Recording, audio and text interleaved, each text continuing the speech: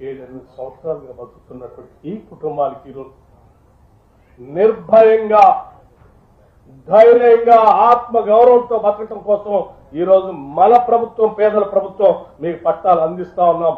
ఈ ప్రభుత్వం అందించిన పట్టాలు పుచ్చుకున్న తర్వాత ఏ ఒక్క మాఫియా సంబంధించిన సభ్యుడు అక్కడికి వచ్చి మళ్ళీ డబ్బులు అడగటం కోసం కానీ ఇల్లు ఖాళీ చేయడం కోసం ప్రయత్నం చేస్తే ఈ ప్రభుత్వం మీకు అండగా ఉంటుంది.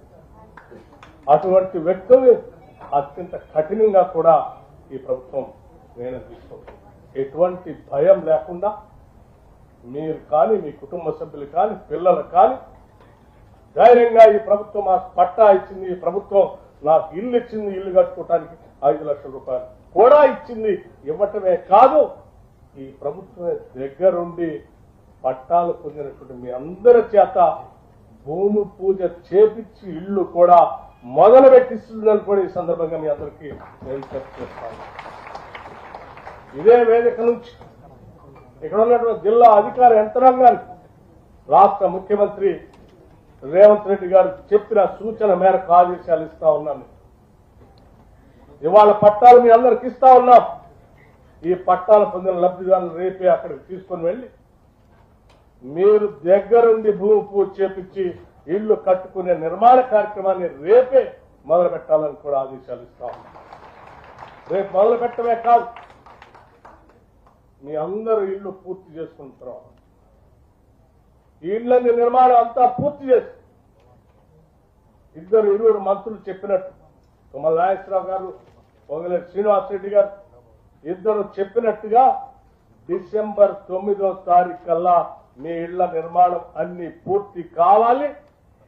మీ అందరి తరఫున రాష్ట్ర ముఖ్యమంత్రి రేవంత్ రెడ్డి గారిని జిల్లా తరఫు నుంచి మేము ముగ్గురం వారిని ఆహ్వానిస్తున్నాం. వారు ఇక్కడికి వచ్చి మీ అందరి ఇళ్లలో పాలు పొంగిచ్చి గృహప్రవేశం చేపించే కార్యక్రమం కూడా 9 డిసెంబర్ నాడు చేపిస్తాం. ఇది మాకున్నటువంటి నిబద్ధత, మాకున్నటువంటి ప్రజల పక్షాన పేదల పక్షాన మాకున్నటువంటి కమిట్మెంట్. మా కమిట్మెంట్ ని 10 సంవత్సరాలు పాలించి పేదలకు డబుల్ బెడ్రూమ్ ఇల్లు ఇస్తామని చెప్పి చెప్పి చెప్పి ఒక్క ఇల్లు కూడా కట్టకుండా వదిలిపెట్టిపోయిన మీరా ఈ రాష్ట్ర ప్రభుత్వాన్ని ఆక్షేపించేది? మీకు స్వయంగా అసలు నీకెక్కడ అర్హత ఉందని నేను అడుగుతా ఉన్నా.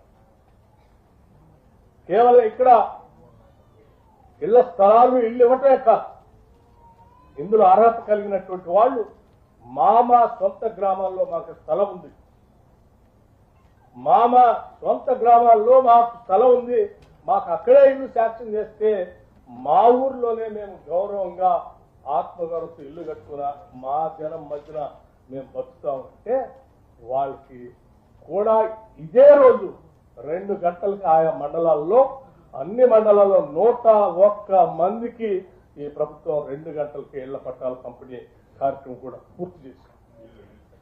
ఇళ్లకు సంబంధించి ఇళ్లని 101 ఇళ్లని ఇందిరమ్మ ఇళ్లని శాంక్షన్ చేసి పంపిణీ చేయడం కూడా జరిగింది.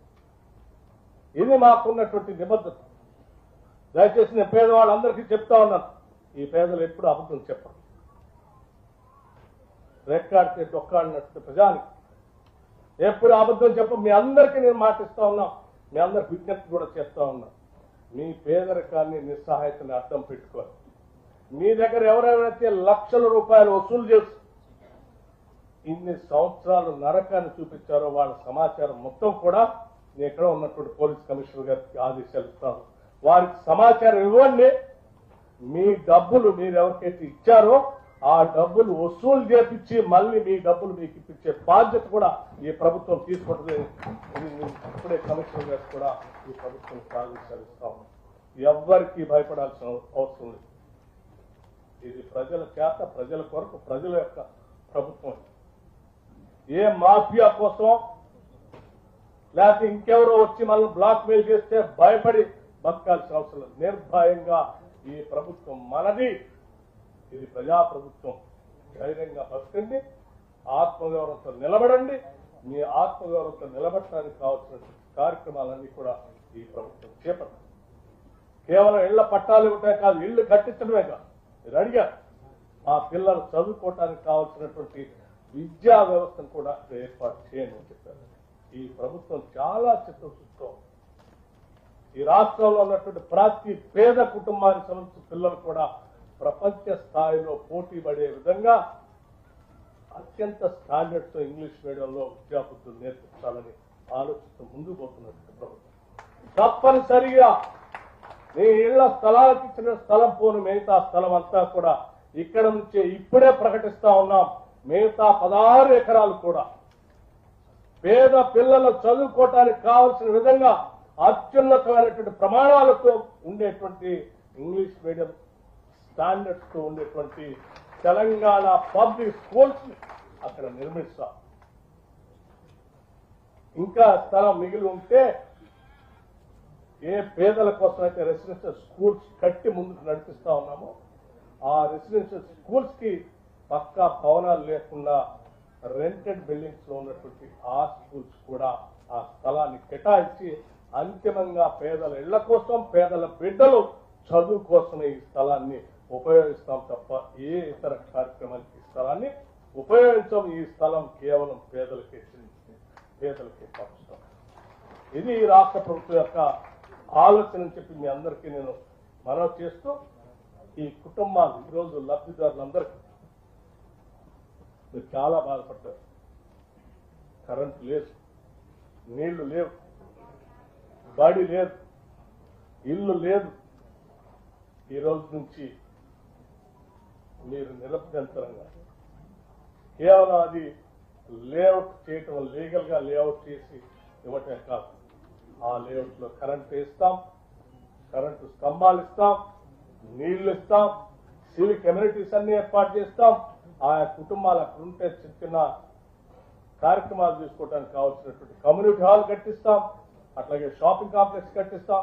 వీటన్నిటితో ఒక మోడల్ కాలనీగా ఇందిరమ్మ ఇళ్ళు ఇంత గొప్పగా ఉంటాయా అని చెప్పి ఈ దేశంలోని ఇతర రాష్ట్రాలు కూడా ఆశ్చర్యంగా చూసే విధంగా ఈ ప్రాంతాన్ని ఈ కాలనీ అభివృద్ధి చేస్తామని చెప్పి మీ అందరికీ మాటిస్తూ ఈ లబ్ధిదారుల కుటుంబాలు అత్యంత ఆత్మగౌరవంతో ఎదగాలని, పేదరికం ఒక శాపంగా ఉండటానికి వీల్లేదని, మీ నిస్సహాయతను అడ్డం పెట్టుకుని ఏ మాఫియా శక్తులు కూడా మిమ్మల్ని మీ జీవితాలు వాడుకోవద్దని చెప్పి దానికోసం నిలబట్టడానికి ఈ ప్రభుత్వం సిద్ధంగా ఉందని చెప్పడం కోసమే ఈరోజు మేము ముగ్గురు కలిసి వచ్చి చాలా స్పష్టంగా ముఖ్యమంత్రి గారి ఆదేశాలుగా చెప్తాం.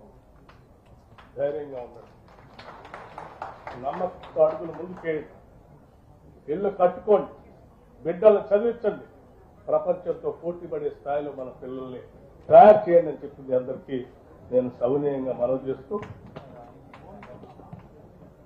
ఈ మాఫియా శక్తులు మాత్రం ఎట్టి పరిస్థితుల్లో దరిదాపులు కూడా రానియొద్దని చెప్పి మీ అందరికీ విజ్ఞప్తి చేస్తూ ముగిస్తా ఉన్నాను. నమస్కారం. Thank you sir. ఇప్పుడు కొంతమంది లబ్ధిదారులకి గౌరవ డిప్యూటీ సీఎం గారు మంత్రివర్యులు